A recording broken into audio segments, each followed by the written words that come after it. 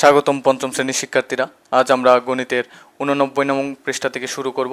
এর আগেরগুলো এবং পরেরগুলো যারা দেখতে পান নাই তারা ডেসক্রিপশনে দেওয়া লিঙ্কে সব কিছু একটা লিঙ্কের মধ্যে দিয়ে দেওয়া আছে, তাহলে সেখানে গেলেই আপনি সবগুলো ভিডিও একসঙ্গে পেয়ে যাবেন। তাহলে চলেন প্রথমত দেখে নেওয়া যাক। এখানে আমাদের বলা হয়েছে প্রথমে যে নিচের কোন তিনটি ভগ্নাংশ 0.25-এর সমান। যদি আমি দেখি, আমার দেখা মতে এটা হবে উত্তর। আমি করে দেখাই, 4 দিয়ে 1কে ভাগ করে দেখাই। মানে এটা আছে তো, এই এককে ভিতরে ঢুকানোর পর এখানে করেন, 4 দিয়ে 1কে তো যাবে না, তাহলে 4 শূন্য শূন্য, তাহলে 1 থেকে 0 বিয়োগ করলে কত হয় 1, তাহলে আবারও যাচ্ছে না, তবে কি আমরা আবার 0 দিয়ে গুণ করব? এভাবে তো হয় না। তাহলে এখানে একটা দশমিক বসান, দশমিক বসিয়ে পাশে একটা শূন্য নিয়ে আসেন, ভাগফলে দশমিক বসিয়ে পাশে শূন্য নিয়ে আসেন। তারপর 4 দুগুণে 8, তারপর 10 থেকে 8 গেলে কত হয়? 10 থেকে 8 গেলে 2, তবু ছোট পড়তেছে। তাহলে ছোট বললে কি করবেন? ওই দশমিকের জন্য, ভাগফলের দশমিকের জন্য এখানে একটা পাশে শূন্য নিয়ে আসবেন। তারপর দেখেন 4 পাঁচে কত? 20, তাহলে শূন্য। আমরা আলটিমেটলি আনসার পাইলাম 0.25। একইভাবে এটাও করে দেখেন, এটাও করে দেখেন, দেখবেন 0.25ই আপনার উত্তর হবে। তারপর 2 নম্বরটা দেখা যাক।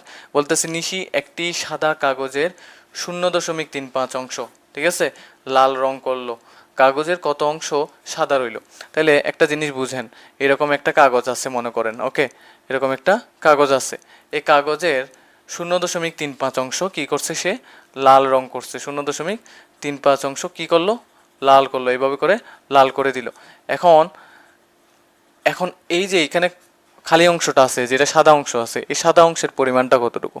মাথায় রাখবেন, যে কোনো একটা কিছুর মোট অংশ আপনার 1 ধরতে হবে। কত ধরতে হবে? 1 ধরতে হবে। তাহলে 1 থেকে আমরা এখানে যে 0.35 অংশ লাল আছে, এই 0.35 অংশ আমরা বিয়োগ করব। তাহলে এটা কিভাবে বিয়োগ করতে হয়? 1.00 বসিয়ে বিয়োগ করবেন।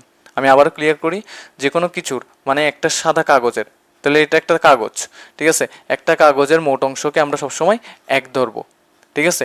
এই 1 থেকে আমরা যে 0.35 অংশ এখানে লাল করা হয়েছে, সেই লাল অংশটা আমরা বাদ করব। বাদ করলেই আমরা সাদা অংশের পরিমাণ পেয়ে যাব। তাহলে 1 থেকে 0.35 বিয়োগ করতে হইলে তাহলে কিভাবে বিয়োগ করবেন? এখানে দশমিক বসিয়ে দুইটা ব্ল্যাঙ্ক পজিশনে দুইটা শূন্য নিয়ে আসবেন। তাহলে এখানে আপনি কিভাবে বিয়োগ করবেন? এই জায়গা থেকে আপনি চিন্তা করেন, 100 থেকে 35 গেলে কত হয়? 65। এভাবে করে চিন্তা করেন, আর দশমিকের জায়গায় দশমিক বসিয়ে শূন্য নিয়ে আসেন। আশা করি বুঝতে পারছেন। না বুঝলে ট্রেডিশনাল পদ্ধতিতে আপনি বিয়োগ করেন। এখানে কিছু নাই, মানে শূন্য থেকে 5 যাবে না। 5-এর জন থেকে আমরা ধার নিতে গেলাম, ওর কাছে নাই, তাহলে ওর থেকে ধার নিছি 1 ধার নেওয়ার কারণে ও হয়ে গেছে 10, 10 থেকে ওকে 1 দিয়ে দিছি, ও হয়ে গেল 10। এখন ও হয়ে গেছে কত? 9 হয়ে গেছে। তাহলে 10 থেকে 5 গেলে 5, তারপর 9 থেকে 3 গেলে 6, এখানে 1 থেকে দিয়ে দিয়েছিলাম, তাহলে 0 থেকে 0 গেলে 0, ঠিক আছে। তাহলে আলটিমেটলি আনসার পাইলাম কত? 0.65 অংশ। আশা রাখি বুঝতে পারছেন। এবার বলতেছে যে 87 গুণ 0.001 সমান কত? আপনি করে দেখতে পারেন, 0.087 আপনার আনসার আসবে। 57.7 ভাগ 10, এটাকে আপনি জানেন যে একটা শূন্যের জন্য দশমিক স্থান 1 ঘর বামে যাবে ভাগের সময়। তাহলে 1 ঘর বামে গেলে 5.77 হবে আপনার আলটিমেট আনসার, ঠিক আছে। এরপর নিচেরগুলো দেখা যাক। নিচেরগুলো বলতেছে যে 0.881, তাহলে 0.8 শুরু হয়েছে এই জায়গা থেকে, তাহলে এখান থেকে 1 ঘর পরে গেলেই তার মানে এখানে হবে 0.881, 0.881। এরপর বলতেছে 0.889, তা 8-8-এর পর 9 ঘর গেলে হচ্ছে এই যে 8-8, এরপর থেকে 9 ঘর গণে যান, তাহলে দেখবেন 0.889 এই জায়গাটাতে হবে, ঠিক আছে। তারপর 0.899, তাহলে 0.89 এখানে আছে, এই 9-এর পর আরও 9 ঘর যাইতে বলছে, তাহলে এই 9 ঘর গেলে আপনি ঠিক এখানে পাবেন এই জায়গায় পাবেন 0. আমি একটু ক্লিয়ার করি জিনিসটা, নাহলে আপনার একটু কনফিউশন সৃষ্টি হইতে পারে। তাহলে আমি এখানে দিচ্ছি 0.889, 899 সরি। তাহলে এই জায়গাতে পর 0.912, তাহলে 9-1-এর পর 2 ঘর যাবেন, তাহলে 9-1 আছে এই জায়গাটাতে, তার 2 ঘর বেশি গেলে 1 ঘর 2 ঘর, তাহলে 2 ঘর হবে এখানে, ঠিক আছে। তাহলে 0.912 ক্লিয়ার। এরপর এখানে বলতেছে 3 নম্বরে যে নিচের সংখ্যাগুলো কতটি 0.001 নিয়ে গঠিত? নিচের সংখ্যাগুলো কতগুলো 0.001 নিয়ে গঠিত? এখানে যদি দেখি 31টি, কয়টি? 31টি। তারপরে এখানে যদি দেখি 296টি, কয়টি? 296টি। তারপর এখানে যদি দেখি 1047টি, আপনি দেখেন ভালো করে তাহলে বুঝে যাবেন। তারপর এখানে যদি দেখেন 103টি। ক্লিয়ার? বুঝতে পারছি। তারপর এই নিচেরগুলো দেখি, নিচেরগুলো বলতেছে নিচের সংখ্যাগুলোকে 10 এবং 100 দ্বারা 10 এবং 100 দ্বারা গুণ এবং 10 দ্বারা ভাগ করি। তাহলে 0.6কে আমি করে দেখাচ্ছি, আপনি আশা রাখি আরগুলো পারবেন। তাহলে 0.6-এর সাথে প্রথমত 10 গুণ করব, তারপর আবার 0.6-এর সাথে 100 গুণ করব, তারপর আবার 0.6 দিয়ে 10 ভাগ করব। যেমনটা বলা হয়েছে এই তিনটা পজিশন, এই যে 10 দিয়ে গুণ, 100 দিয়ে গুণ, 10 দিয়ে ভাগ, সেই অনুসারে আমরা কাজ করতেছি। ঠিক আছে, আশা রাখি বুঝতে পারছেন।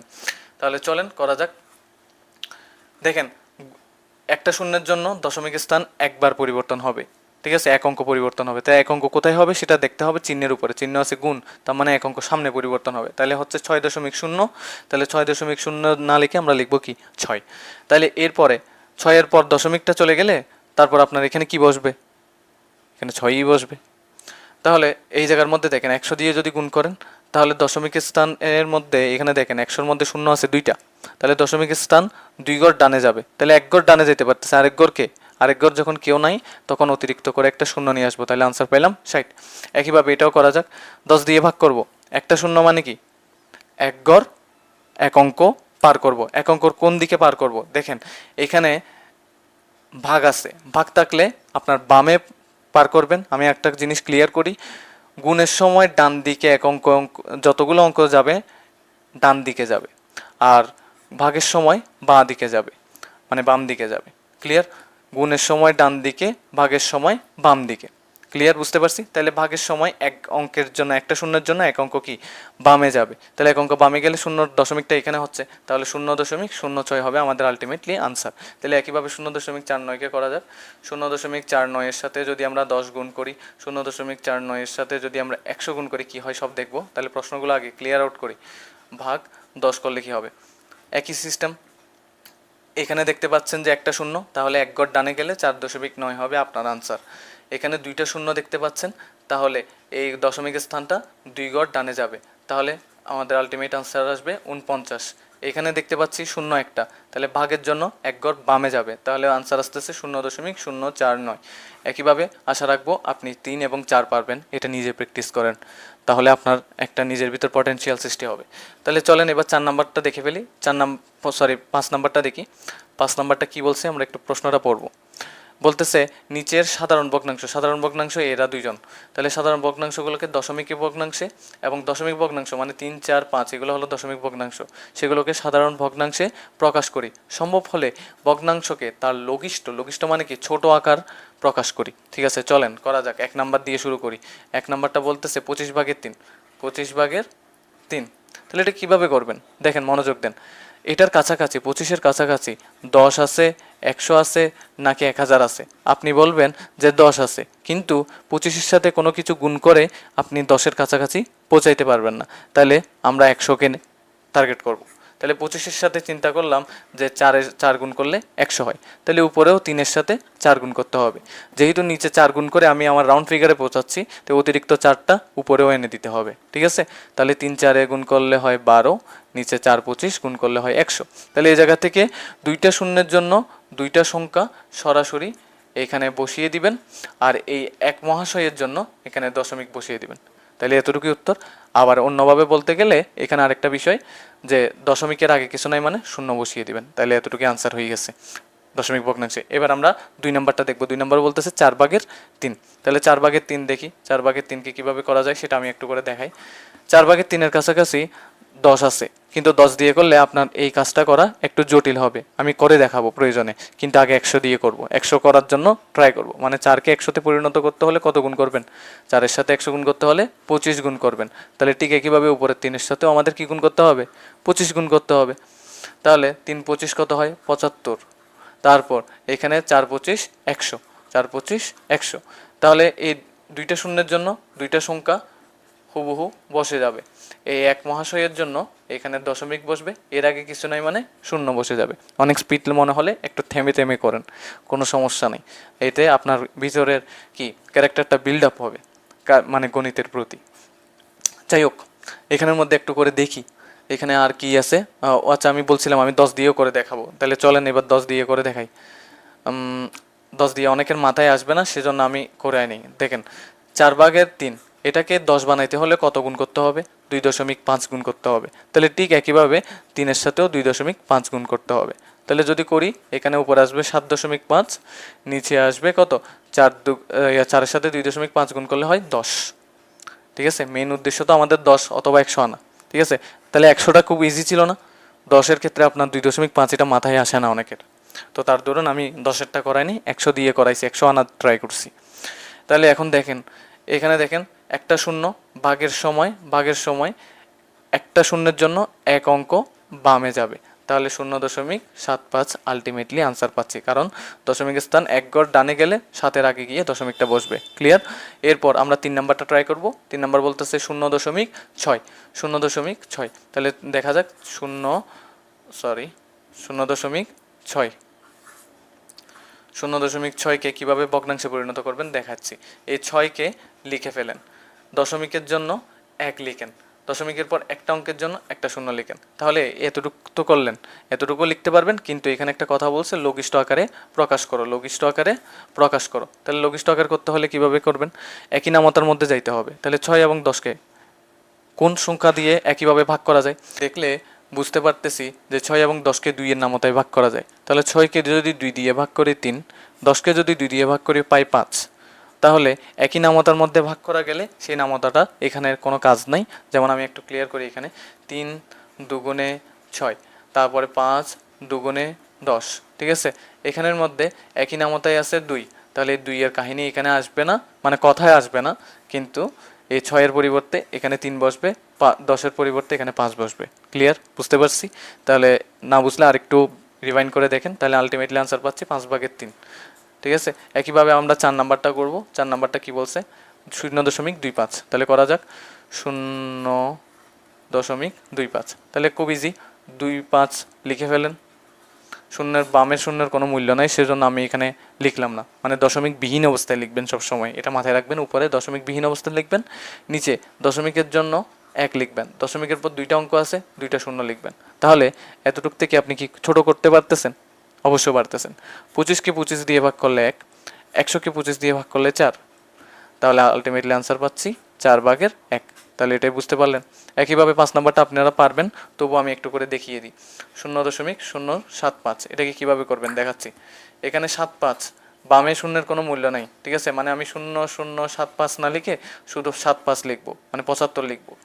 তারপর নিচে দশমিকের জন্য 1, দশমিকের পর 3টা অঙ্ক থাকায় 3টা শূন্য বসাবো। তাহলে চিন্তা করেন এটাকে কোনো নামতায় ভাগ করা যাচ্ছে কি না। যদি আমি দেখি 75কে আপনি 25 দিয়ে ভাগ করলে হয় 3, আর 1000কে 25 দিয়ে ভাগ করলে হয় 40। তাহলে আলটিমেটলি আনসার পাচ্ছি 40/3। আরও সহজভাবে দেখতে চাইলে সেটা আমি একটু দেখাই। 1000 ভাগ 25, 75 তো। তাহলে 75কে আপনি 5-এর নামতায় কাটলে হয় কত? 15, আর এটাকে 5-এর নামতায় কাটলে 200। ঠিক একইভাবে 15কে 5-এর নামতায় কাটলে 3, 200কে 5-এর নামতায় কাটলে 40। দেখছেন, 40/3। আপনি আলটিমেটলি আনসার একইভাবেই পাবেন।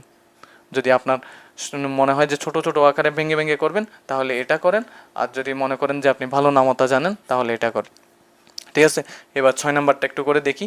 6 নাম্বারটা দেখলে আর লাস্ট আর 7 নাম্বার পর্যন্ত আছে, একটু ধৈর্য সহকারে দেখলে অঙ্কগুলো শেষ হয়ে যাবে। তাহলে দেখেন 6 নাম্বার বলতেছে শনিবারের সর্বোচ্চ তাপমাত্রা ছিল এত ডিগ্রি সেলসিয়াস এবং রবিবারের সর্বোচ্চ তাপমাত্রা এত ডিগ্রি সেলসিয়াস। এই 2 দিনের তাপমাত্রার পার্থক্য। তাহলে পার্থক্য মানে কি? বিয়োগফল।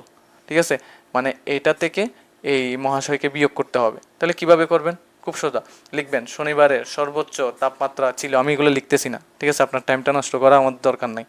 এখানে দেখেন শনিবারের সর্বোচ্চ তাপমাত্রা ছিল, লিখে দিবেন 32.55 ডিগ্রি সেলসিয়াস। এখানে লিখে দিবেন ডিগ্রি সেলসিয়াস, সুন্দর করে লিখে দিবেন। ওকে, সেলসিয়াস লিখে দিবেন।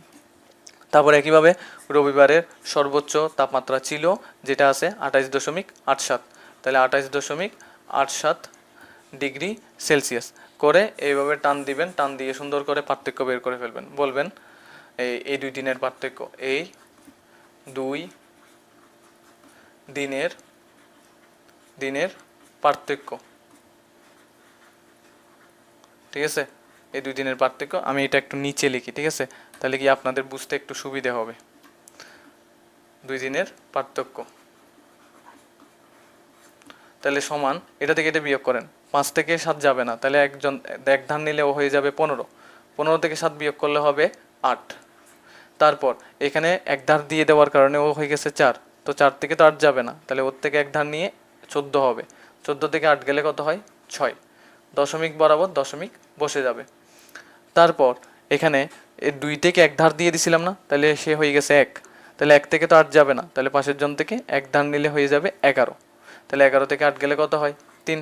তাহলে এখানে 2 হয়ে গেছে এক ধার দিয়ে দেওয়ার কারণে, তাহলে 2 থেকে 2 গেলে 0, তাহলে বামে শূন্যের কোনো মূল্য নাই, তাহলে আমরা সেটা লিখলাম না। তাহলে 3.68 ডিগ্রি সেলসিয়াস সুন্দর করে লিখে দিবেন। ওকে, আমি এখানে শর্ট সংক্ষেপে আপনাদের জাস্ট বোঝানোর স্বার্থে এভাবে করাইছি, আপনি একটু এলাবোরেটভাবে এটা করে নেবেন। তাহলে 7 নম্বরটা আমি একটু করে দেখি। 7 নম্বরটা কি বলতেছে, প্রশ্ন পড়া যাক।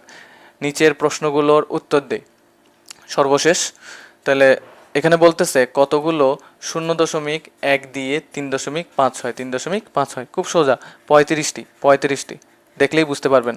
0.1 মানে একদম দশমাংশ জায়গায় আছে, তো দশমাংশ জায়গায় যখন বলছে তো এতটুকু পর্যন্ত সংখ্যা যত আছে দশমিক বিহীন অবস্থায় বসাই দিবেন, উত্তর শেষ।